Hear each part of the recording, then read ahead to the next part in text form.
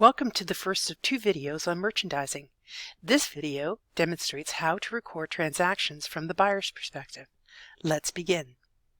You have learned how to account for and report activities of companies providing services.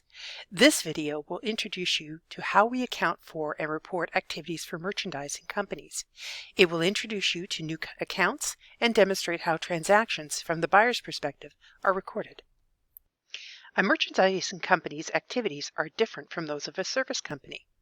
A service company is like a hotel, for example. The hotel allows you to purchase the use of a hotel room for a night or a week, for example. However, you cannot take the hotel room away with you.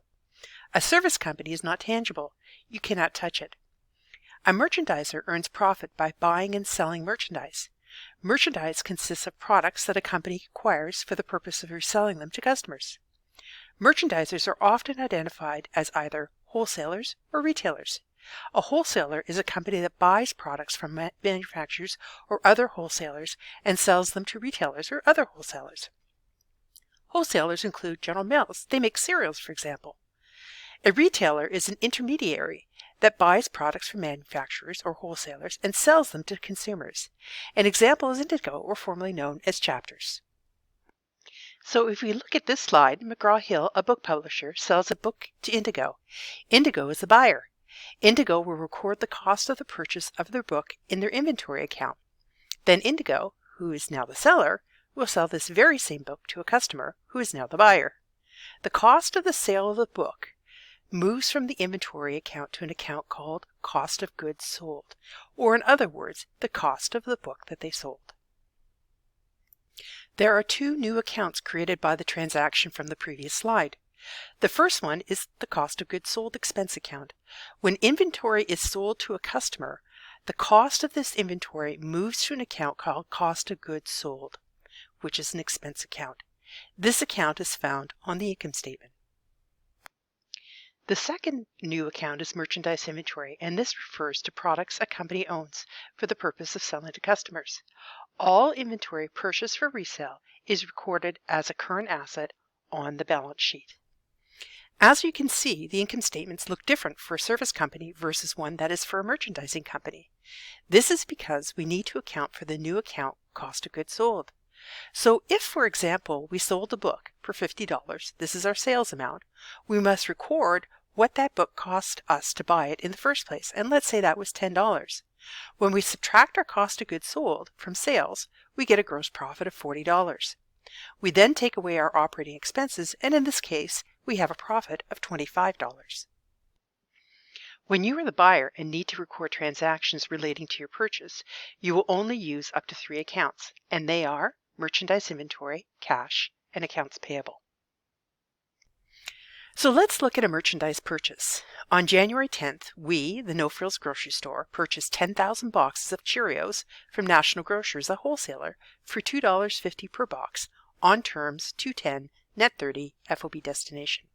So let's break this transaction down. Whenever you see the word purchase in a transaction, you are the buyer. So we purchased 10,000 boxes of Cheerios, and this will be recorded in our merchandise inventory account. This is where we record merchandise bought for resale. Now the cost for this inventory is the 10,000 boxes times $2.50 per box, which equals $25,000.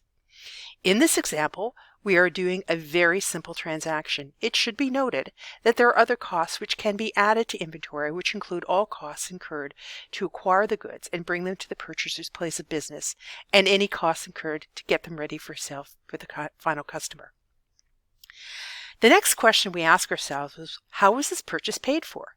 As soon as I see the word terms, I know that this is credit terms, and credit terms are a listing of the amounts and timing of payments between a buyer, the customer, and the seller, the supplier.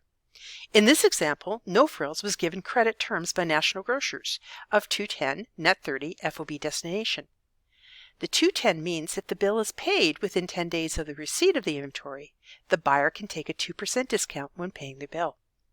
So in this case, they would need to pay by January 20th. How did I calculate that?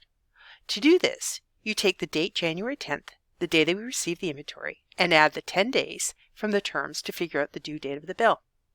I will demonstrate this later in this video. If the customer does not pay by January 20th, the term net 30 means that full payment is required in 30 days from the date of the receipt of the goods with no discount, and that date would be February 9th. FOB destination term determines who will pay for the transportation charges. We'll talk about this later in the video. To record the journal entry, we debit merchandise inventory for $25,000 and credit accounts payable for National Grocers for $25,000. Purchase returns are merchandise received by a purchaser and subsequently returned to the supplier. Reasons for returns can vary. In this case, maybe No Frills ordered the Honey Nut Cheerios because they wanted to do the bee promotion because it was spring and National Grocers sent them plain Cheerios. They would need to return this order because it was not the correct product.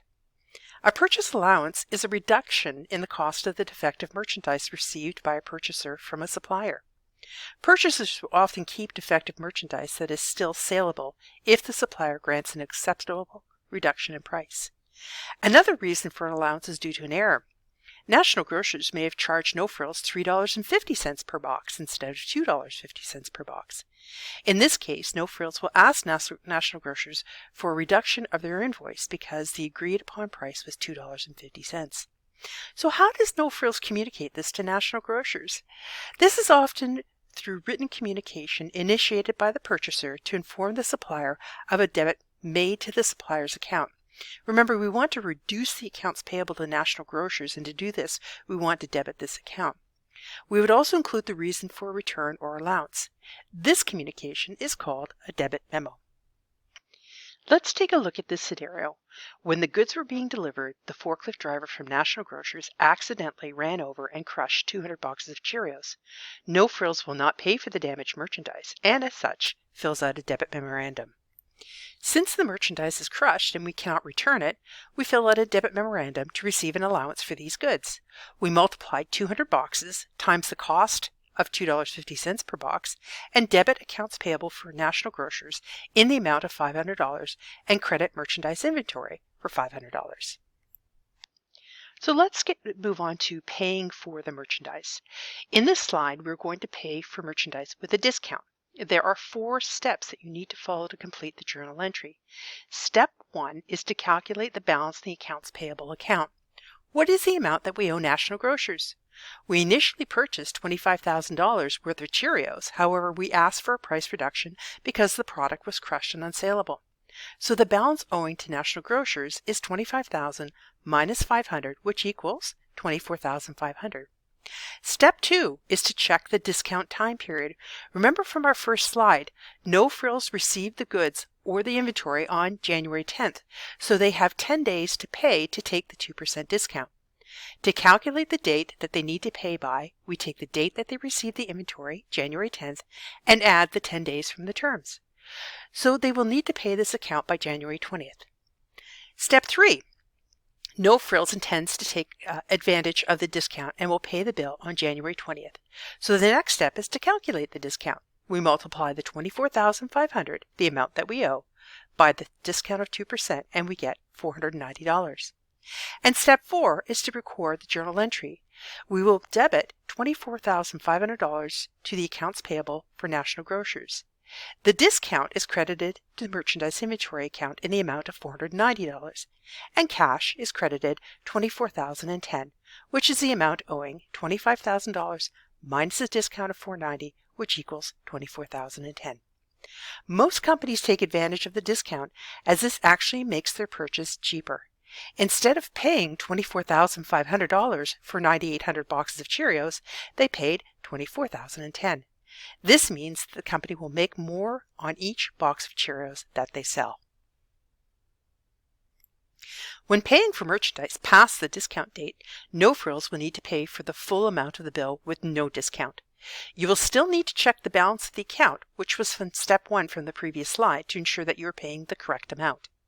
In this case, we would debit accounts payable for National Grocers for $24,500 and credit cash $24,500. Identifying transfer of ownership means who owns the goods that have just been purchased. This depends on who is responsible for the shipping and insurance costs while the goods are in transit. The point of transfer is called FOB point, which means free on board or freight on board. FOB shipping point or FOB factory means the buyer owns the goods and is responsible for the shipping and insurance costs from the seller's point of business to their business. The buyer would also be responsible if the goods were damaged while in transit. FOB destination means that the seller owns the goods purchased by the buyer until the goods are delivered to the buyer's place of business. In addition, they are responsible for them until the goods reach the buyer's place of business. If they are damaged, the seller is responsible for the cost of these goods. FOB destination means that the seller must pay for the transportation cost. Once the goods arrive at the buyer's place of business, the ownership of the goods is transferred to the buyer.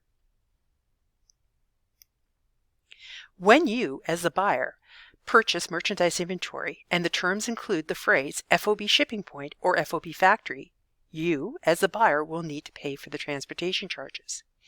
These transportation charges are added to inventory because it is the cost of getting the merchandise to your place of business. So if, for example, the shipping charge was $1,500, to record this journal entry, you would debit merchandise inventory for $1,500 and credit cash for $1,500.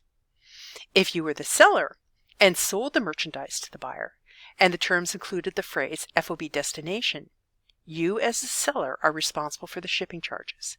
So if the shipping charge is $1,500, to record the journal entry, you would debit delivery expense for $1,500 and credit cash for $1,500.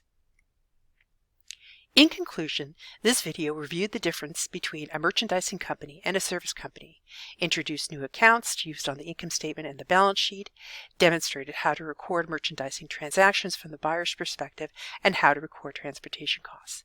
The next video demonstrates how to analyze and record merchandising transaction from the seller's perspective.